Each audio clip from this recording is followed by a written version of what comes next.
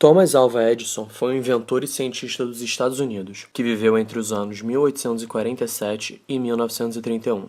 Edison nasceu numa família de classe média, em 11 de fevereiro, em Milan, Ohio. Foi um empresário que financiou e patenteou muitos dispositivos importantes de grande interesse industrial. Algumas de suas invenções foram lâmpada incandescente, estrada de ferro eletromagnética, câmeras de vídeo, fonógrafo, microfone de carbono, entre muitas outras.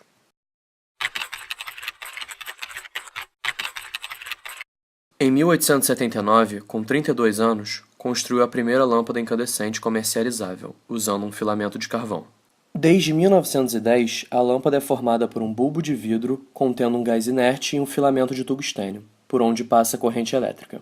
A energia elétrica faz com que o filamento atinja alta temperatura e se torne incandescente. Através dela, o cinema foi beneficiado por não depender mais da luz natural, de vela, da Black Maria, outra invenção de Edison, ou lâmpadas de baixíssima eficiência. O Thomas Edison foi um grande inventor, fundamental importância para o cinema, para o que a gente faz hoje. A primeira invenção, a lâmpada incandescente, sem ela a gente não teria luz. Nossos refletores, tudo que gira em torno disso não existiria, então de fundamental importância. Realmente tem contribuições históricas para além da lâmpada incandescente. Ele fez com que o método de distribuição de energia oficial, não só dos Estados Unidos como do mundo, virasse a corrente contínua. A partir dessa distribuição de eletricidade, nós tivemos grandes avanços, porque ele pôde fazer uma distribuição em massa. Não é mais aquele inventor que fica dentro de casa, dentro do escritório, dentro do quarto de empregada da mamãe, tentando fazer uma invenção sozinho, patenteando ela, esperando ficar rico. Ele criou um conglomerado que tinha sucursais e filiais nos Estados Unidos inteiro. As filmadoras modernas registram e reproduzem imagens e áudio em alta definição, para garantir a qualidade do material produzido. A invenção mais usada de todos é a câmera, que é o nosso olho, que surge a partir do cinetoscópio. Hoje em dia a gente tem várias câmeras, isso é a evolução dessa principal invenção do Thomas Edison, que é o cinetoscópio. Qual foi a maior invenção dele histórica? Claro, a lâmpada incandescente. Agora, dali ao que foi a produção em massa que ele construiu com o conglomerado Thomas Edison, a gente deixa de falar da pessoa física e começa a falar da pessoa jurídica. Uma instituição, uma empresa, algo tão maior do que ele, que falar o nome dele parece até um pouco absurdo. Nós temos uma cooperativa, uma cooperação, meio que americana-francesa, para a gente poder chegar até a resposta final. Nós temos desde uma aposta em Palo Alto, na Califórnia, que também não foi a primeira, quem pensou primeiro foi o Etienne, na França. Ele estudava os animais, ele estudava esqueleto, ele estudava músculos, e com a reprodução desses músculos e esqueletos em fotografia, ele tinha uma questão, ele queria saber se um cavalo conseguia tirar todas as patas ao mesmo tempo quando corria. Quem respondeu sem querer essa pergunta, aí sim, foi um americano, Mowbridge, que ele botou fotos, câmeras fotográficas ainda na época, ao redor de todo um estádio que o cavalo fosse correr, tirou a foto em sequência, sequencial, e quando se põe em movimento, como se fosse um caderno de criança que você desenha a cada folha, você vê que o cavalo realmente tira as 4 patas em movimento. O Etienne guarda isso, pega e faz com que a câmera seja útil para os estudos dele de animais, de musculatura, de circulação sanguínea, que ele queria chegar num avanço a partir da captura de movimento. Bem, se nós vamos falar de Thomas Edison, claro, com toda a importância de uma figura de instituição histórica, nós temos que também tentar perceber qual é a dimensão que ele ocupa e fazê-la justa, porque o cinema, acima de tudo, é uma criação coletiva, assim como um filme. Não existe filme de uma pessoa, não existe self-filme, não existe um filme selfie, só de uma pessoa só, que é diretor, ator, produtor, roteirista, som, fotografia, não existe. Assim como Thomas Edison não foi o único inventor da câmera, apesar de todo mundo gostar de lembrar disso. Então nós temos aí a briga de patentes, na verdade, contribuindo para que a câmera avançasse, porque cada um que tentava registrar alguma diferença dela contribuía para uma evolução que nós temos hoje. Ele inventou uma tela para exibir as imagens que capturava em sequência e, quando reproduzidas de forma rápida, dava impressão de movimento. Gente, quero alguma coisa que filme. Tenta aí qualquer coisa. O que o Mowbridge fez está certo, então vai nesse caminho. O fonógrafo é um aparelho que foi criado no ano de 1877. Tinha como objetivo principal a gravação e reprodução de sons através de um cilindro. Foi o primeiro aparelho capaz de gravar e de reproduzir sons. O fonógrafo foi muito usado no cinema brasileiro, dando origem ao cinematógrafo falante ou cirefone. Foi a tentativa de sincronização mecânica entre projetor e fonógrafo, entendida como a primeira experiência sistemática de sincronização entre imagens e sons a ser exibida no país.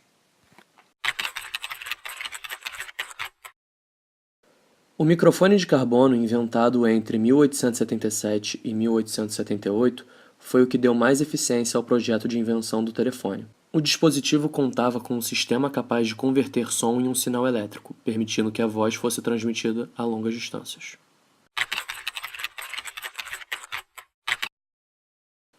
O cinetoscópio de Edison, patenteado em 1891, permitia a observação através de um furo, e foi o precursor de todos os subsequentes aparelhos de filmar. O cinetoscópio, que naquela época queria apenas dizer uma câmera de reprodução em que você botava a gravação no cinescópio e conseguia vê-la individualmente. E depois o cinematógrafo, que já era aquela câmera desenvolvida para uma captura maior, ainda assim naquela época se chamavam filmes, na verdade eram curtas, porque não eram longos, e eram manuais com manivela, literalmente para gerar o negativo. Uma vez que o cinetoscópio não podia ser facilmente sincronizado com o fonógrafo, Edison desistiu do registro internacional da patente, tendo sido copiado por imitadores europeus, que apressaram a produção. Bom, Thomas Edison produziu no estúdio dele mais de 1.200 filmes, e o que me veio na cabeça, enfim, que mais me causa um impacto é Alice no País das Maravilhas, porque é o primeiro com caráter ficcional.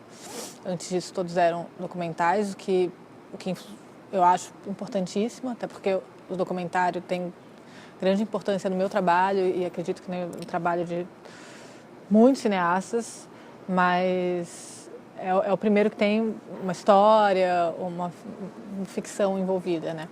Ele fez filmes mudos e sonoros.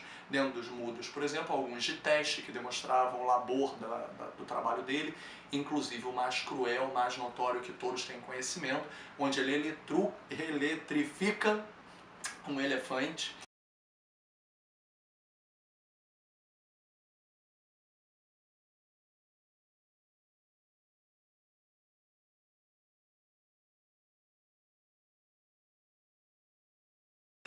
Só para provar que a corrente alternada no Nikola Tesla era perigosa. Não era. Mas ele quis provar que podia explodir com uma cidade inteira. Ele consegue fazer com que a credibilidade de um cara que naquela época para a Europa era o top do top dos inventores se tornasse a sarjeta do mendigo de um inventor lunático. E ele destrói isso com o método capitalista de massa, que o Edison era mero reflexo do que os Estados Unidos já faziam na época. Ele era um bicho do meio, a gente não pode negar isso. Mas ele foi inovador em relação a isso? Foi. Alguns avanços não teriam existido sem isso.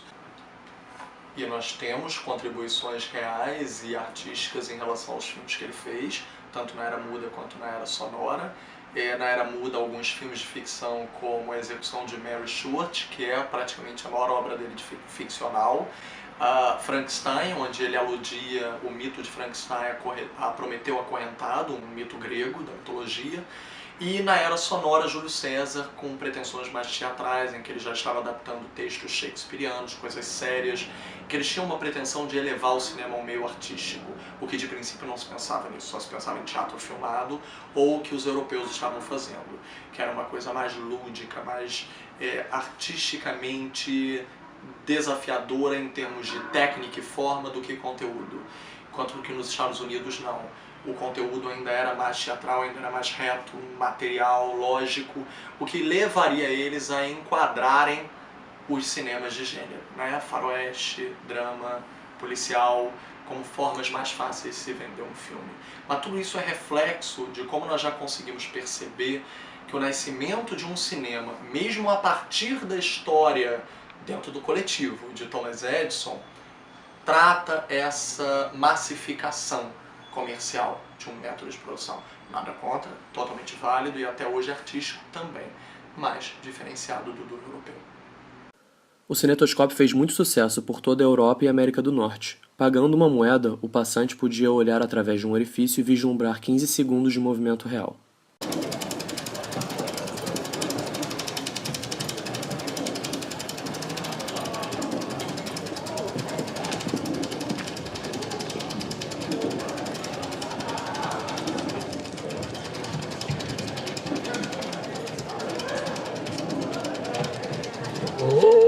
shit.